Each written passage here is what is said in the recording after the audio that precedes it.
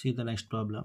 4,000 రూపీస్ను అప్పుగా తీసుకుని 2 ఇయర్స్ కాలంలో ఎంత వడ్డీ రేటుతో 720 రూపీస్ వడ్డీ చెల్లించాలి అన్నాడు.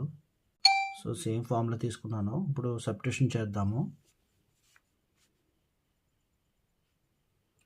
అవి వడ్డీ ఎంత వచ్చింది మనకి? 720 వచ్చింది అన్నాడు. 720 is equal to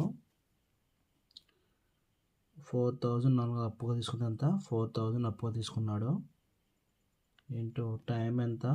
2 years.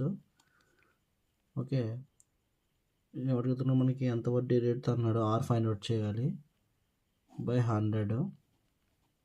Okay, so simplify చేద్దాము. ఇక్కడ 2 zeros క్యాన్సిల్ అయిపోయినాయి. నెక్స్ట్ ఇక్కడ 0 క్యాన్సిల్ అయిపోతుంది. ఎందుకు క్యాన్సిల్ అయిపోతుంది? పక్కకి వెళ్తే డివైడ్ బై అవుతుంది కాబట్టి ఆ స్టెప్ వేయకుండా ఇక్కడ క్యాన్సిల్ చేసుకున్నాం. నెక్స్ట్ 4 టేబుల్లో 17 డేస్ పోతుంది. 4 1s are 4, 3 1 4 18s అనమాట 72. నెక్స్ట్ 2 టేబుల్లో 18 9 టైమ్స్ పోయింది. సో ఆర్ వాల్యూ ఎంత వచ్చింది మనకి?